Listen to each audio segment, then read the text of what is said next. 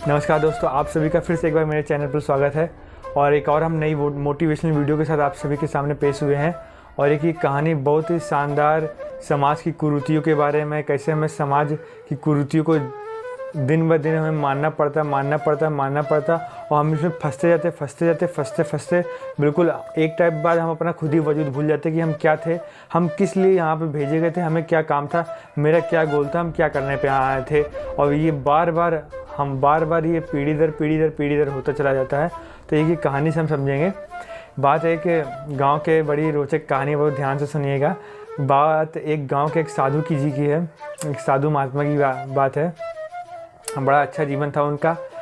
सवेरे उठते थे, भजन कीर्तन करते थे, प्रभु जी के गुणगान करते थे, अपनी कुटिया में रहा करते थे।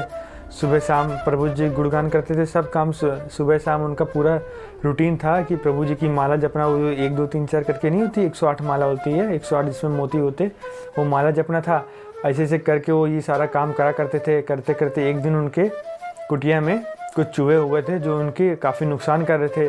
तो उन्होंने ये बात अपने मित्र से बोली और मित्र ने ये बात अपने एक शिष्य से कहा कि उन गुरुजी के यहाँ पे बड़े चूहे हो गए।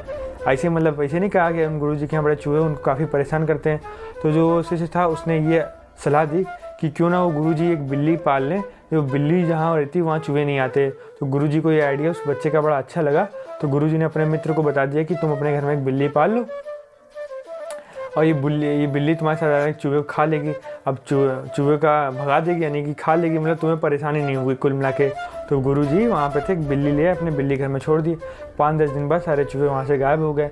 अब जब वो बिल्ली आ गई तो बिल्ली के आने की वजह से ये काम हुआ कि बिल्ली को भैया बिल्ली का जो दूध जो बिल्ली पीती थी उसकी भी व्यवस्था करनी पड़ी।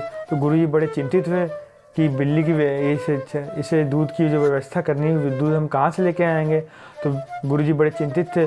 गुरुजी एक पहाड़ी पर रहा करते थे। पहाड़ी के जस्ट नीचे उतरे, वहाँ पे एक गांव था। तो वहाँ गांव पे किसी से पूछा कि दूध यहाँ पे मिल जाएगा। तो किसी ने कहा गुरुजी रहने दीजिए, आप दूध मत यहाँ से लीजिए, ये गैया बंधी रही थी, पता नहीं किसकी गैया किसी गाँव से आ गई है, आप इसको ले जाइए, वहाँ दाना पानी खिलाया करिएगा और इसका दूध निकल के आप भी पीजिएगा और उसको अपनी बिल्ली को भी पिलाया करें। तो गुरुजी उस गैया को नीचे गांव से लेकर ऊपर पहाड़ी पे ले गए, अपने कुटिया के बाहर बांध दिया। कुटिया के बाहर बांध देने के बाद अब 2-4 दिन गुरुजी ने उसका साफ़ सफाई करी। जो गैया गोबर वोबर कर दिया करते, उसको साफ़ करने में बड़े गुरुजी व्यस्त होने लगे। उनकी जो माला जो करते थे उसका समय कम हो गया। तो इस चीज़ की वजह से गुरुजी बड़े परेशान हुए। तो एक हफ्ते बाद फिर गुरुजी अपनी गैया को पहाड़ी से नीचे उतार के अपने गांव ले गए। जिस गांव से गैया लाए तो वहाँ के गांव वालों से कहा ये गैया वापस रख लीजिए, इसमें हमें बड़ी दिक्कत होती है, इसका लालन पोषण सानी पानी जो होती है बड़ी मुश्किल से बड़ी दिक्कत से हो पाती है। तो वहाँ के जो मालिक जो वहाँ के गाँव वाले थे कहते थे गुरुजी इसमें परेशान होने कोई बात नहीं, आप गैया अपने साथ ही रखिए, ये गाँव की एक विधवा औरत है, आप इसको ले जाइए, ठीक है। ये वहाँ के ये पढ़ी लिखी कम है, ये वहाँ के आपके सानी पानी सारा कर दिया करेगी आपकी गैया का, और आप अपने आराम से माला वाला करा करने हैं। तो गुरुजी ने कहा ठीक है। तो गुरुजी गैया के साथ उस विधवा औरत के साथ चले गए वहाँ पे अपनी पहाड़ी पे।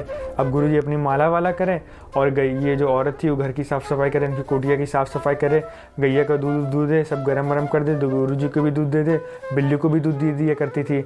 अब एक हफ्ते बाद गाँव के कुछ लोग उनकी पहाड़ी पर आ गए, बड़ी आपत्ति जताने लगे कि आप विधवा औरत के साथ ऐसे नहीं रह सकते, आपको उसको अपनाना पड़ेगा। तो गुरुजी बड़े चिंतित हुए। तो गुरुजी ने तो वहाँ पे क्या, चलो अपना लेते, उसमें क्या। तो गुरुजी ने कहा कि इस विधवा औरत को अपना लेते हैं, इसको भी अपना घर पता ठिकाना मिल जाएगा, इसको मैं अपना लूँगा, समाज में एक संदेश जाएगा कि इसकी भी कोई देख रेख करने वाला। जब गुरुजी ने उससे जब औरत को अपना लिया तो अब कहानी गुरुजी की, जो गुरुजी करने गए थे, साधु महात्मा जो थे गुरुजी के जो जाप करते थे, अब वो जाप से कहानी कुछ और हो गई।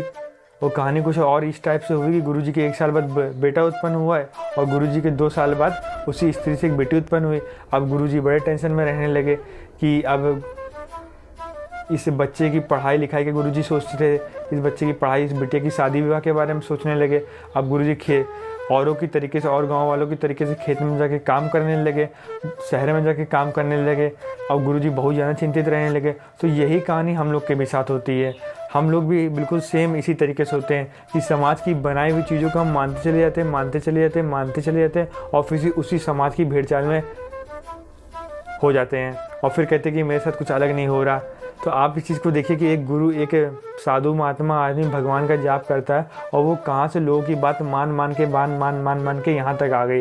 ये कहानी हो सकता है कि इमेजिनरी कहानी है, लेकिन ये समझाने का सबसे बेस्ट माध्यम है आप लोग को कि कैसे हम लोग समाज की जो कुरीतियाँ होती हैं उनको मान के उनको अपने पर थोप लेते हैं, थोपने के बाद अपने ऊपर लागू कर लेते हैं और हम समझ ही नहीं पाते कब हमारे साथ ये हुआ। तो थोड़ा अपने ध्यान से अपने दिमाग का इस्तेमाल करिएगा कि आप उस चीज़ों को कभी देखिएगा कि क्या चीज़ हमारे लिए ज़रूरत है और क्या चीज़ हमारे लिए ज़रूरत नहीं है। आप ऐसी समाज की हर बात को फॉलो मत करते रहिएगा, नहीं तो फिर आपका भी हाल गुरु जी जैसा ही होने वाला है। आप अभी गुरु हो, फिर कुछ नहीं रहोगे बाद में अगर आपने समाज की बात मान ली। एंड इसके बाद मैं इजाज़त लेता हूँ आप सभी से। और आप लोगों को मेरी बात अगर हर्ट हुई तो उसके लिए दिल से मैं सॉरी बोल रहा हूँ। And thank you for watching this video.